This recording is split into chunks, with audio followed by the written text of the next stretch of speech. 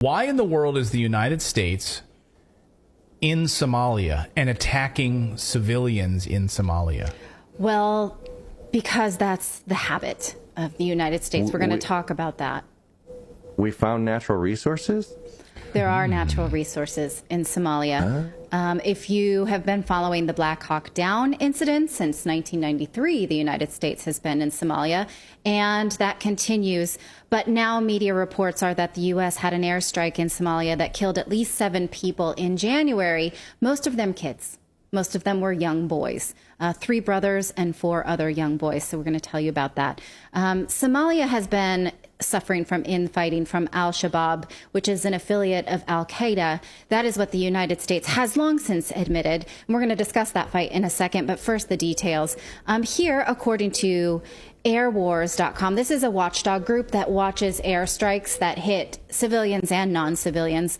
And the reports are that this took place in January 30th. Local news reported 7 victims between the ages, the youngest was 8, and the oldest was 20. 3 of them were brothers. Here is, according to the Somali news agency Kasimada. Now, I had to use a Google Translate for this because I don't speak this language, so you will just sort of excuse the translation if it's crude.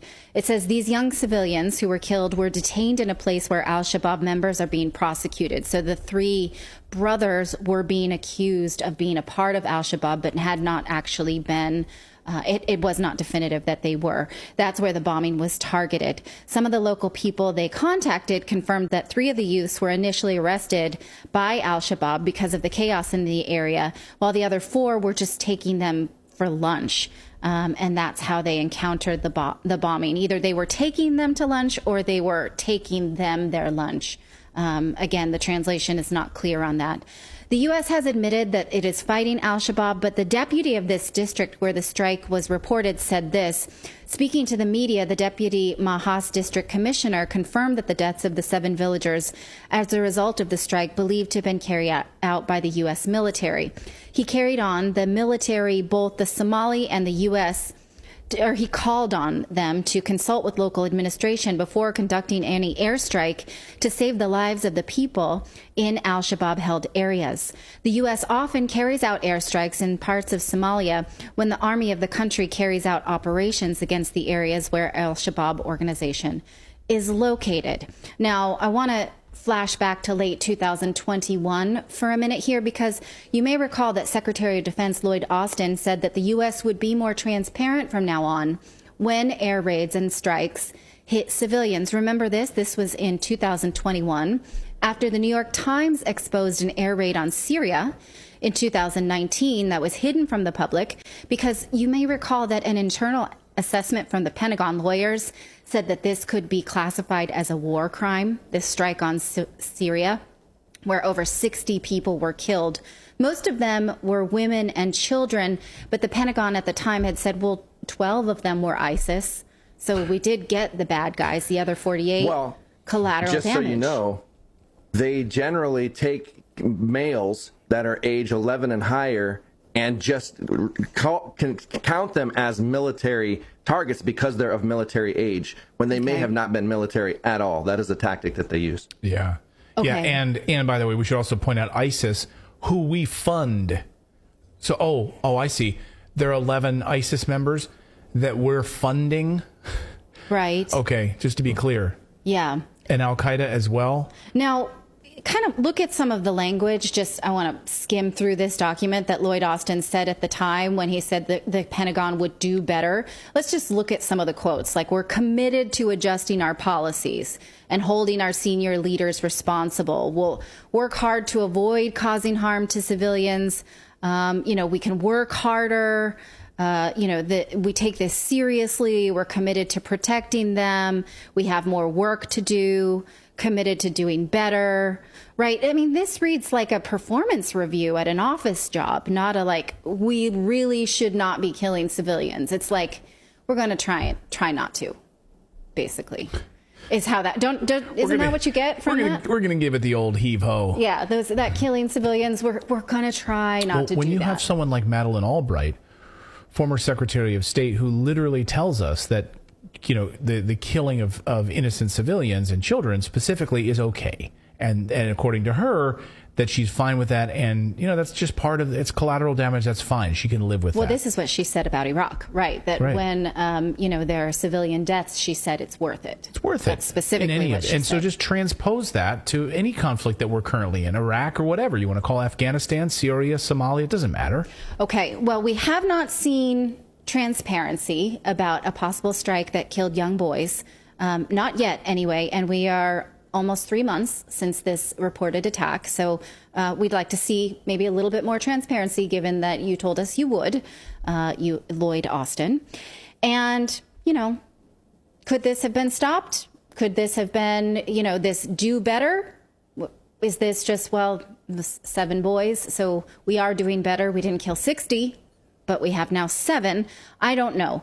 But, maybe that wouldn't have helped because maybe it wasn't military. This is according to antiwar.com, saying it's possible that the CIA was conducting those drone strikes and it wasn't the military at all. Okay, well, why are we striking there at all? We knew this, in fact, because the defense budget of 2023 told us, now this is a teeny tiny little bit of the defense budget. I know that it's a terrible screenshot and that I'll get lectured later from Clayton. But section 1210 of the defense budget told us that we would be, equipping the military forces of Syria. And in fact, it earmarked over $1 million just for a report on how to do that. So the first part says that the Department of Defense and the Secretary of Defense would provide an assessment, and his budget to do that would be $1 million. But that's not the entire budget. There's even more. And this brings us to the question of why. Why is the U.S. there, and what are they trying to accomplish? Al-Shabaab has been the target of the U.S. for decades. And in fact, it was the group responsible for the Black Hawk Down mission of 1993. Now, here is a fairly concise explanation, just to, sort of put a crude why on it, from Task and Purpose. This is a military publication. It's written for the military, as journalist Ann Garrison for the Gray Zone reports, but it's actually an unusually frank analysis of the role that the U.S. has played in Somalia.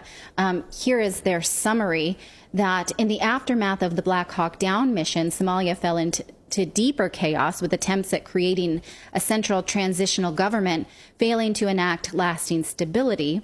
The country was dominated by disparate warlords, some with American and CIA support. At that time, local regions' religious force emerged trying to instill its own form of order, the Islamic Courts Union, which was formed in 2000 and made up of religious courts that offered some form of authority. The ICU aimed at stopping the warlord violence and establish a rule of law, albeit one of Sharia law.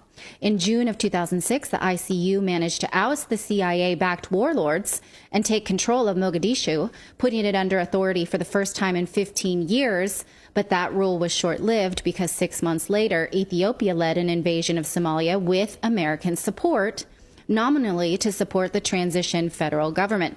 The offensive was supported by the African Union's mission to Somalia, as well as the United States and other Western nations. So this is a military publication admitting how much the U.S. has been interfering with Somalia and for how long. In fact, the powers to do this came from the 9/11 era powers from President Bush, and they were expanded under President Obama. It was Obama, in fact, who started to use drones to strike. President Trump paved the way for more airstrikes, but then he actually withdrew troops from Somalia. President Biden took office and put them right back there. Many say the U.S. has interest in Somalia because of oil, natural resources, and geopolitics. Again, they are always trying to prevent a united Arab, any kind of united Arab states, meaning that they want to destabilize Somalia. But they're not alone. The UK, NATO, the European Union, and the UAE all have their own agendas in Somalia as well. And is there an end in sight? No. Not according to Task and Force. They say that in January, the U.S. contributed $9 million in new weapons to the Somali national government. The Danab battalion numbered approximately 1,500 in November 2022, but there are ongoing efforts to grow it. Most recently, an American airstrike killed 7 al-Shabaab fighters, so they are at least confirming this, but this is a different date. saying that this happened on February 21st. So they're not confirming